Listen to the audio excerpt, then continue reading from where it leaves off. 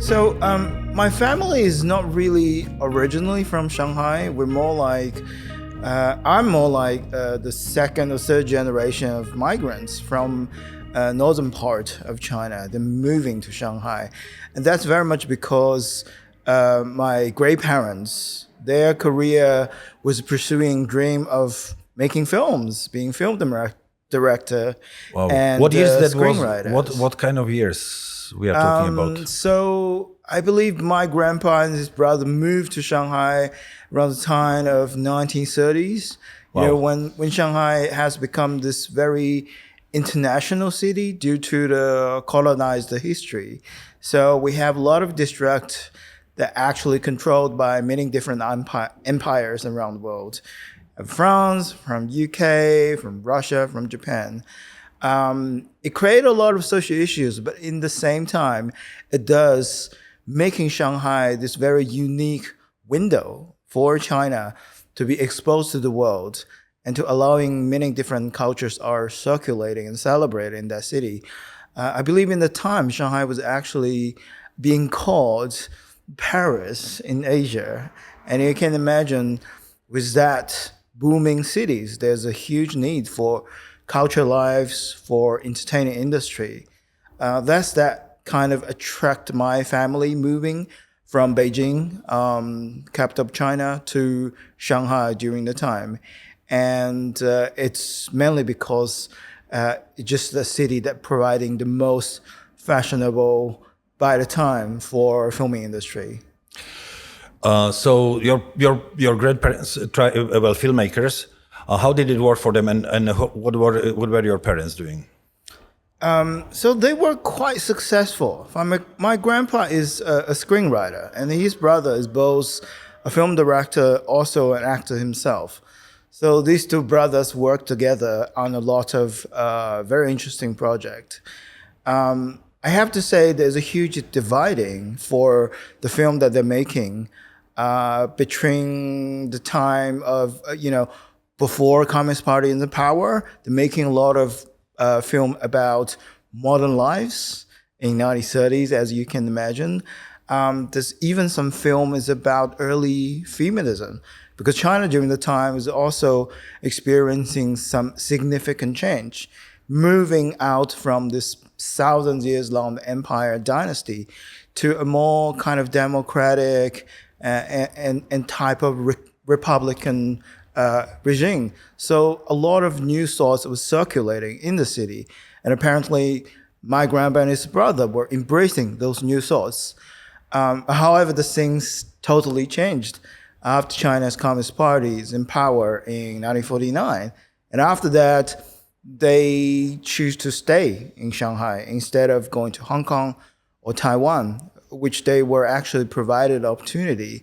But unfortunately, sometimes one decision of moving or not really depended or decided their life, whether it's going to be good or bad. And in my family history, it turned out to be one of the worst decisions they can make.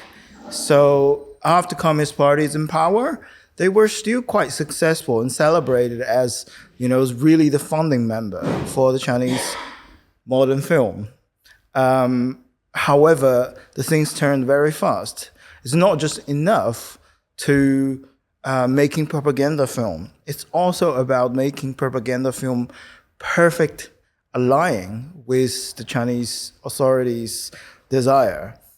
And I don't think my grandpa and his brother can really catching up with this very tremendous change for political atmosphere. So eventually, several of their films become the crime, and they started to be seen as the enemy of the state.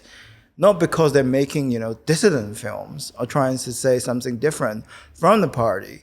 It's really just that the party thinks they're no longer fitting into the role for the perfect propagandist. I remember one of the film that really making them into the deep abyss of political purge is this film that describing some story similar to Titanic. There's a huge cruise was sailing, but it has some issues and the ship is sinking. But of course, we always have a hero in every crisis, even in the film of communist regime. And apparently this very hero must be a Communist Party member from China.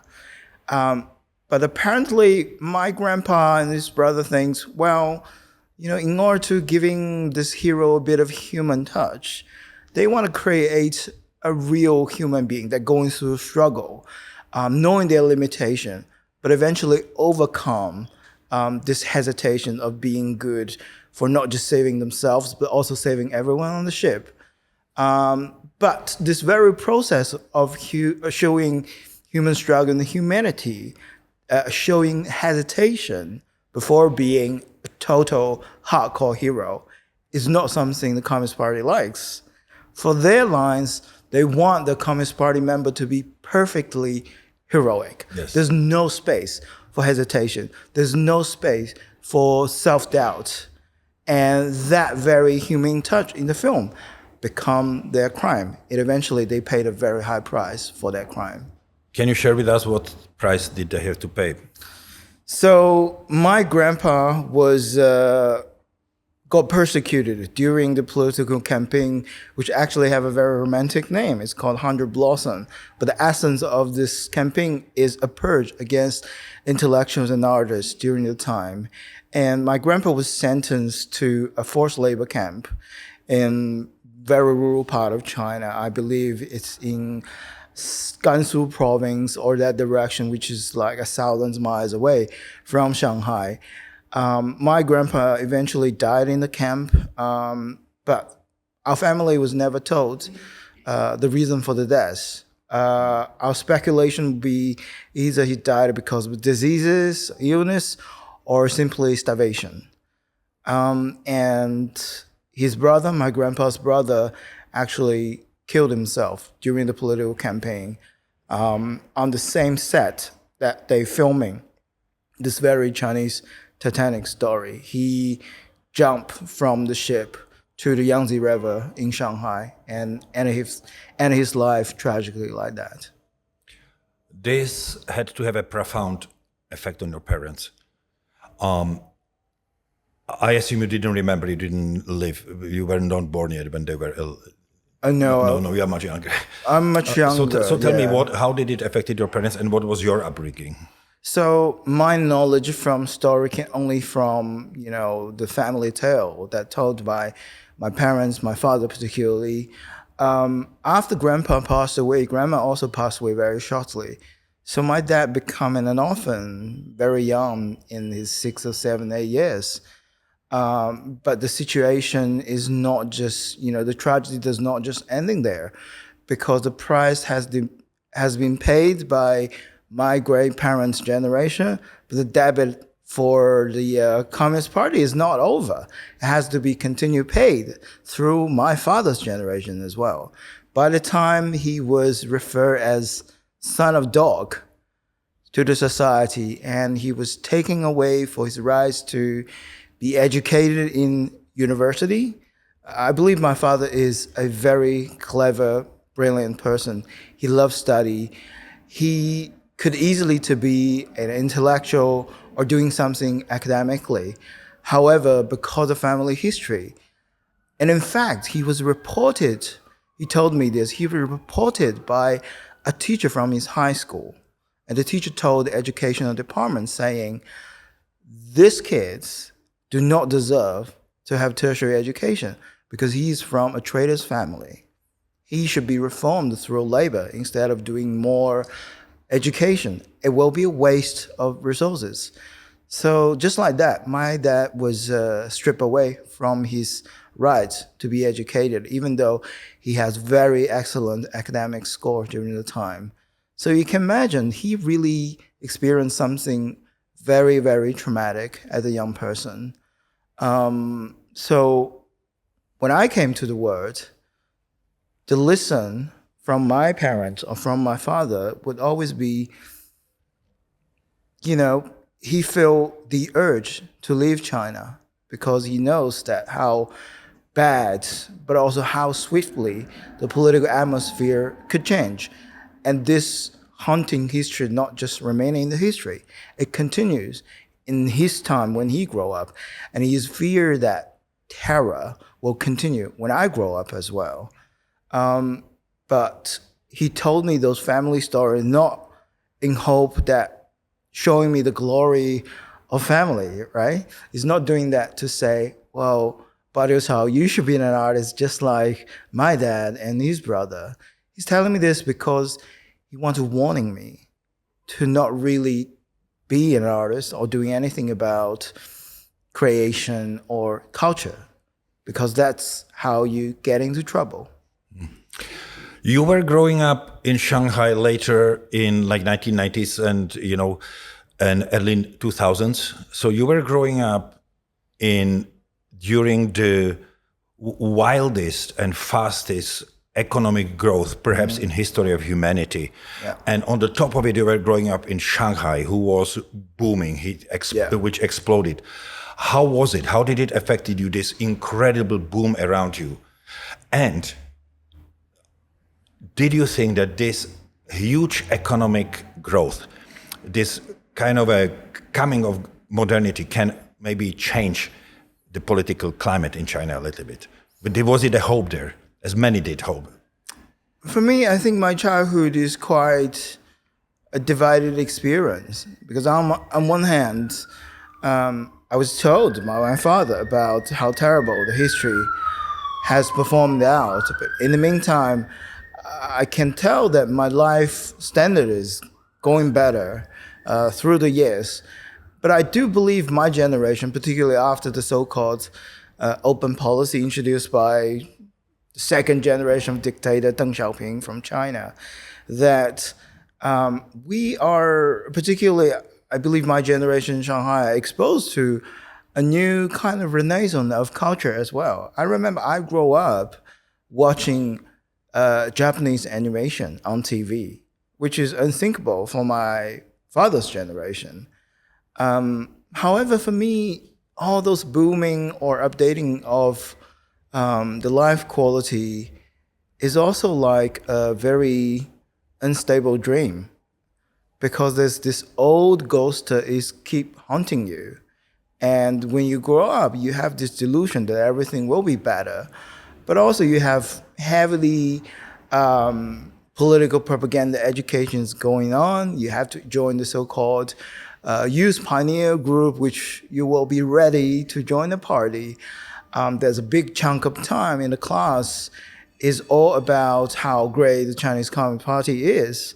When you learn the history of it, it is also altered in a way to serving the current power instead of telling the real truth, particularly for the modern history of China. That on the book, I can tell there's such a huge difference from what the teacher tried to telling you in the classroom.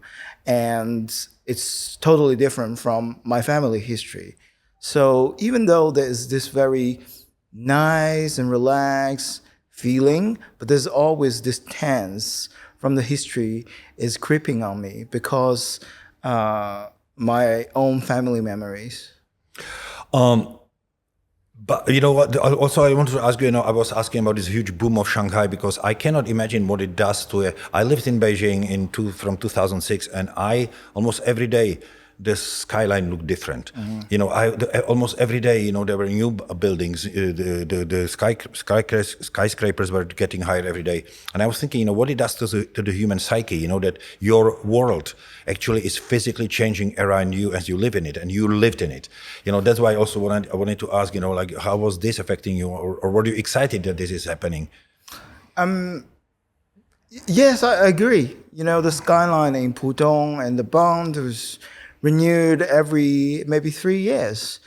But it's funny that you mentioned you living it. I think I saw it's growing. I thought it's so fantastic, but I don't really live in there. I feel like I'm more like a tourist. Yes, there are luxury things is happening, but it's not really for ordinary people. It's for the China's royal families. It's for the oligarchs and relatives. It's not really for hardworking people. For the red aristocracy, as somebody described it. When I was preparing for this interview, I read about you that you studied law at the East China University of Political Science and Law. But I assume they did not teach you how to draw there, or did you any art? Tell me how this. Have you ever practiced law, or tell me how this birth of Badiucao, the artist, happened? Yeah, so against the will of your parents, I assume. It's actually I didn't really study law. I studied in a law school where they have this major is about culture management and also learning about copy laws. So if I graduated and to stick on that path, I could be, working for some entertaining agency or overseeing legal stuff from a culture firm. You would be extremely busy in China. I guess so. But also be extremely careful because I'll be the gatekeeper to tell my clients that what are the red lines to not cross, according to my expertise in law. But actually, this was a choice. So wouldn't you be partially a censor? Very likely. Wow. I tell you this, I actually did an internship in the very censorship department in Shanghai's police force. Wow, that's to seeing. That's an irony. Yeah. Like DVDs. By the time it's still about DVDs, and you have those little shops in Shanghai. Sometimes they're selling pirated version of the film, and not all the film is allowed in China. So I remember in some summer, I was just going to store by store and telling the owner that this is not okay. You're going to have a fine, or you're having a bigger consequence. But it's actually a compromised decision, because when I heard my family story, I still really want to be an artist. But my family is like, no, this is too dangerous. You can't do this. You've known how bad your great parents been through. So eventually, I agreed to giving up to be a creator, but more as a manager for art. Thus, I go to this law school to study that. So, when did it change? How did you become an artist and graphic artist? So, grow up in Shanghai and being in a relatively good university, that I can sense of a future that I will have. It probably will be much better off compared with a lot of peers in China, because I'm living in this very privileged city in Shanghai and go to a good university. But also I can tell that my future is limited. I can imagine I graduate, maybe get an office job, then my entire life will be wasted on buying an extremely expensive property or apartment in Shanghai. I don't see the potential of mine can be really fulfilled, even though I was already in a very privileged position in China in general. I still want to pursue the dream to be an artist. So the conclusion is made that I have to leave China, because if I stay there, I think I will have a very fixed trajectory of my life. But that's just simply not what I want. And also my family, my father always want the family to be unplugged from China and relocated in somewhere that we can truly enjoy safety and freedom. So you became an artist outside of China, and so can you tell me where did you go and what year and how did it work out? Or how did it? So in 2009, I eventually left China and actually moving to Australia. But I really have this plan that I want to stay in Australia for good, which means I have to put aside my dream and everything, but just try to shut my head, insert into the immigration program, which means I have to study something I never imagined myself to be. Actually, was being a teacher in Australia. I had a master's degree there. I worked as a teacher in primary school and kindergarten and childcare for almost 2 years.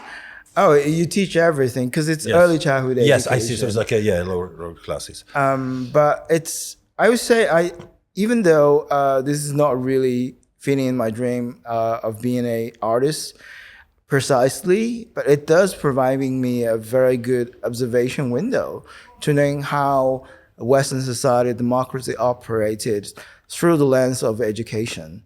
Because I can tell you, the education foundation or principle were so different between Australia and China that I still remember the very first course that I take in Australia was called Play as the Center of the Curriculum.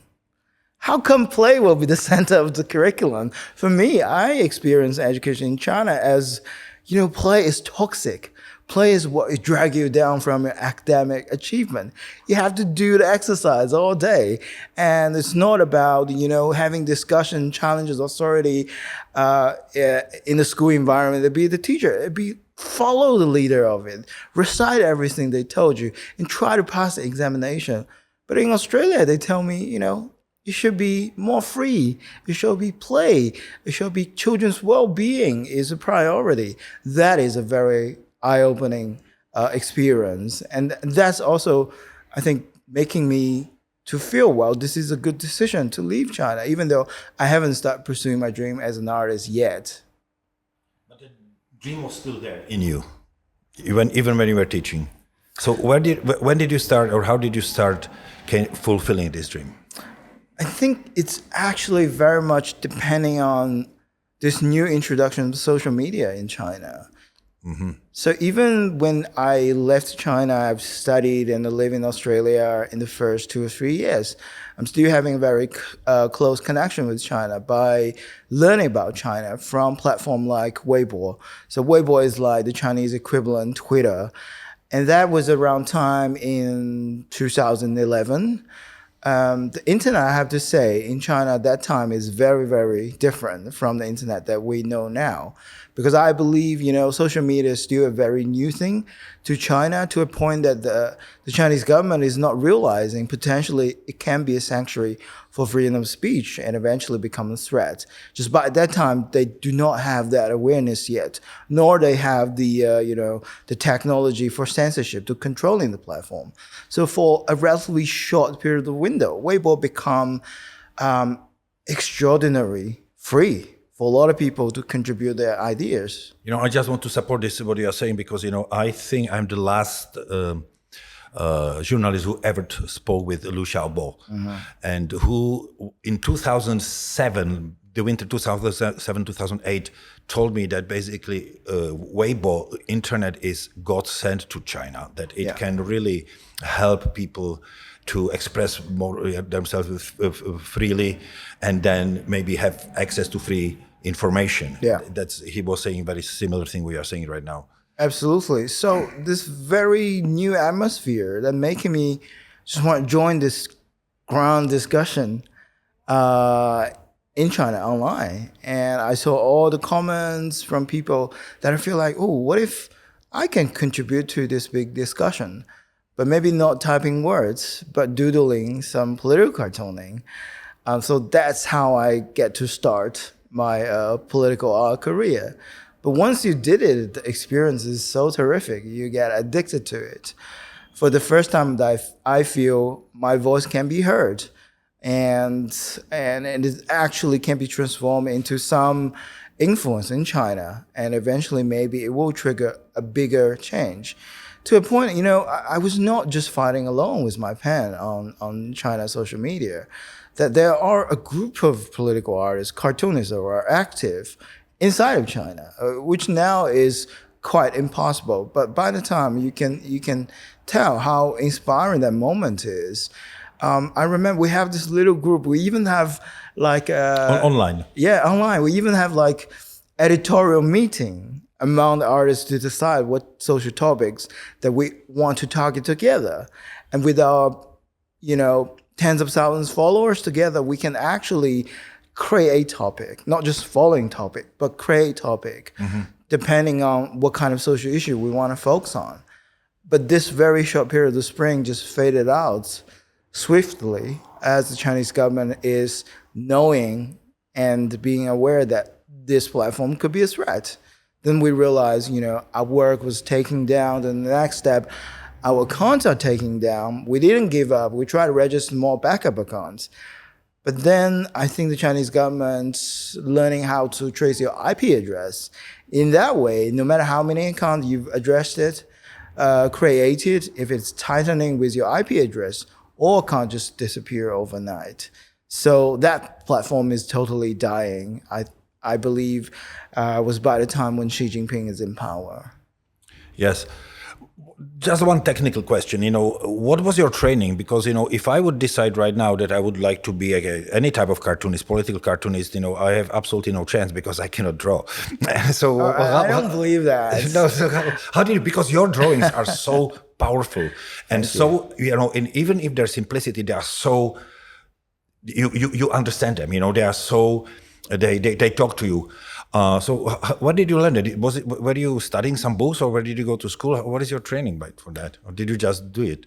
I would say I started as a self-taught artist. I think it's just passion and design to express. Of course, I love art when I was younger, and my parents did indulge me with my hobby for a very short period of time. But when they see my real potential, they started supporting me because they don't want me to be an artist and they believe it's danger. But I think the seed is planted, and I just feel, well, for this is maybe compared with the words or writing, drawing is actually my stronger expression form. Journaling. Doodling and drawing. Yes, I see. But please continue about this development. So this group we were part of, on Chinese Weibo were destroyed. So, but you didn't stop. What followed? Like in your creation and in your development as an artist. Like I said, the taste of freedom is addictive. Even though one platform has died, that I feel I cannot stop this habit anymore, and I must find another useful platform to do. Thus, I started moving more focus on Twitter. Well, now it's called X. It's another long story. But by the time, I believe Twitter was also a new sanctuary for a lot of independent voices among Chinese dissidents and people with open minds. So I regrouped myself and starting to having a new, very loyal audiences. Of course, it might be smaller compared with Weibo, because not everybody will have the, capacity to use VPN to going around China's online censorship, the Great Firewall, to have access to Twitter. But still, you have this very echoey audiences from China to see my cartoon and appreciate it. I think without them, I probably would just giving up. But just because it's relatively small, but also very energetic group, they're making me keep going. You were political cartoonist, which in China, you were living in Australia, but in China, this must be one of the most dangerous jobs. Did at that point, when you were still on Weibo, and later on Twitter, did the Chinese authorities knew your identity? No, actually, because I'm following the news in China, that I know how much artists, in a contemporary sense, was hunted by the Chinese government. Like during the time, I believe Chinese artist Ai Weiwei was actually in house arrested. Yes, he was. I remember that. So that giving me a very clear message that I have to protect myself. I have to hide myself the best that I can, so that I can prevent if my identity got fined and it got issues. But as my audience groups was growing, and also I started collaborating with more medias. Initially, it is China's Digital Time, which is a UC Berkeley University program on targeting the online censorship in China. And it helped me to be able to work more as a professional editorial cartoonist from the beginning. But of course, that I always tell myself I must be very careful online, that do not show my face, do not actually have interview that will compromise my identity. But still, I can gradually feel that there are a invisible pair of eyes is staring at me and collecting my information. And I still remember the first major organized harassment that against me online when I was still anonymous was a tightening with a series of portraits that I did for a 5 a 5 feminist group that arrested over the night. And there are a lot urgent calling from international human rights group like Amnesty International, Human Rights Watch. So the night after they got arrested, I created 5 portraits for everyone, and it went viral online. And it's quoted by BBC, I remember, and also used by Amnesty International for the urgent calling for action. And then after that, suddenly I find on Twitter, there are massive trolling that are happening, almost parallel my mentioning and comment section. And all of that can tell that it's not, regular users. It's not clearly organic. It's clearly government organized trolling bot farm. And they're also posting something that close to my real identity. Because over the years, I'll also talk about my life in Australia, talking about my insight in difference on education. And they're carefully collecting those traits. And they try to picturing me, in the meantime, creating smear campaign that is cherry picking the information that I mentioned online. But later your cover was blown, your identity became known to Chinese authorities. Can you tell me about, how that happened or when that happened? So I started creating cartoon in 2011. I would say I managed to hide myself for about 7 years. And in 2018, just 3 days before. Did you create only online, or did you manage to also have exhibitions or? No, by the time it's mostly online. Yes. But in 2018, that I have more support, particularly from this Hong Kong media called Hong Kong Free Press. Yes. And also with Amnesty International, they are Reporters Without Border there. So they're having this festival for freedom of speech. And they want to help me. In Hong Kong? Yeah, in Hong Kong.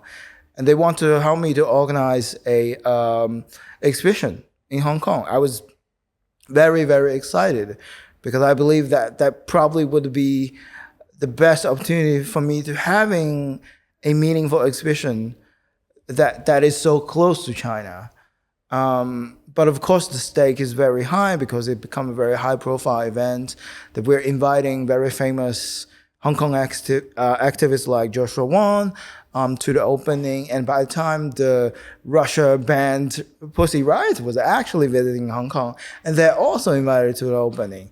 So it seems a great celebration, a party for the freedom of speech, but also I think it's really getting to the scope of Chinese authority as well.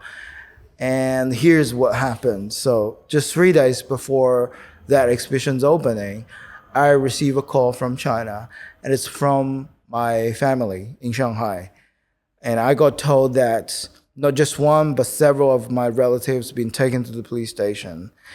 They're going through long time interrogation, and the police want them to send in information to me. Basically, they say, I know who you are, I know what you're working on, and we, the Chinese authority, want you to cancel the Hong Kong exhibition. And also, we want you to stop making any art as Badiucao in the future. Otherwise, there'll be no mercy to you, nor to your family. So I have to share this information with all the organizers in Hong Kong. And the very next day, new message was sending to me again. And this time, more relatives were taken to the police station. And also, the Chinese National Security Police said that they're going to send officers to Hong Kong in 2018 if I choose to proceed the opening. So that is no longer just a threat to me or to my family, but also putting everyone helping me in Hong Kong for this exhibition in grave danger. Because I have to say, in 2018, Hong Kong still relatively enjoy its independence and freedom. It's quite unthinkable that mainland China police would actually go to Hong Kong to do this kind of threat. So what happened? So unfortunately, that the show was canceled due to this huge risk to everyone. But to me particularly, it is a huge setback.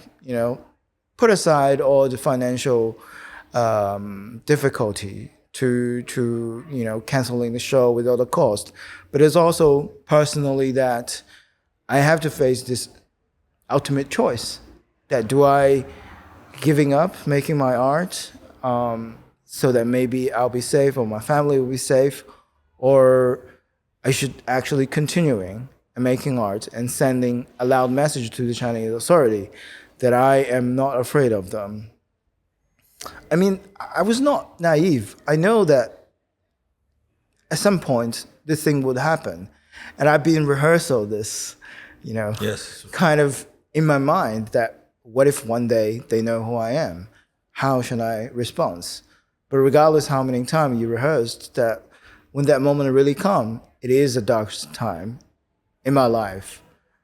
But I'm glad I think I made the right decision.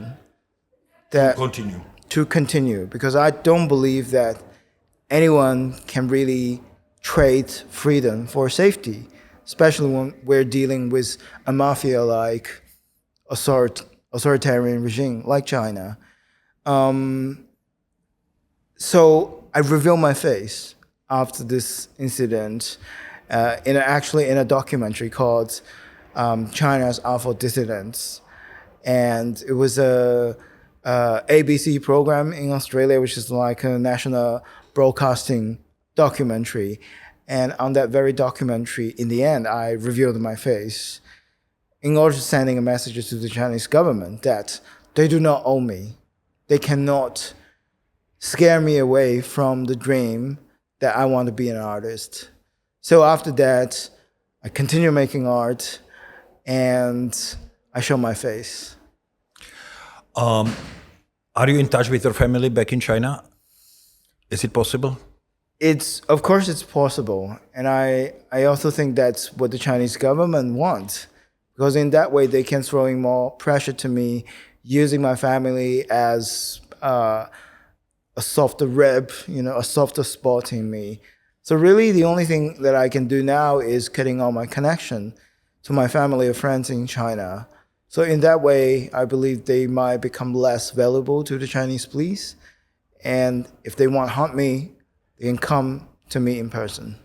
But they're okay. I don't know. I see. But I also don't believe they will be okay. Just like all the families of Chinese dissidents in China, nobody will be okay. The whole story, what you just said about your exhibition in Hong Kong, the cancelled exhibition, it reminds me, I mentioned Liu Xiaobo here before. It's a very prominent Chinese dissident who he's a laureate of Nobel Prize, Peace Nobel Prize. And I talked after he was arrested, he died in prison. After he was arrested, I talked to his wife, Liu Xia, and she told me, them talking about Chinese communists, with all their weapons, with all their millions of police, with all their tanks, they are afraid of a pen. It's another story like that. They are afraid of a cartoon. Do you see it like that? I think here's the thing. For a dictatorship like that, they always want total control. Yes. And we as creators, whether we're writers, poets, or artists, we're also always trying something new. We want to get rid of control in order to be creative. So I believe inherently that we will never be tolerated or included in an authoritarian or dictatorship like China. But also, we do have this magic with our form of creation that talk to people not just through a reasoning perspective, but through emotional and sometimes spiritual as well. That is very influential. That essentially can be used for great propaganda if it's under control, but it can also be used as a great challenger if it's out of control. So I believe for any authoritarian regime in a long human history, that they always see artists as a useful tool or as a threat. But I think for the former political cartoon, precisely, it is also a tool that is very efficiently on dissolving the authority in authoritarian. because we don't care. We make jokes on everything. We bring down those dictators from the throne of some kind of God position to human, to mortal again. And in that way, because the very essence of authority is dissolving, thus they are risking losing the control of the society. And we achieve it in such a light way, a humorous way. Yes. But the problem is, for authoritarian regime, they can never really truly adapt the sense of humor and use it for their own propaganda, because they have to be great, marvelous, righteous, or serious. I can't remember any dictator who pictured themselves as like a humorous dictator. They don't have a sense of humor. No, they don't, nor they can use it. So you see, they have this very powerful thing and they can't use it. Yeah, so the only thing is making it disappear. Právě jste doposlouchali první část podcastu Hotpot, která je přístupná zdarma. Chcete-li slyšet i druhou část a chcete-li mě podpořit, můžete tak udělat na platformách herohero.cz nebo patreon.com. Děkuji vám.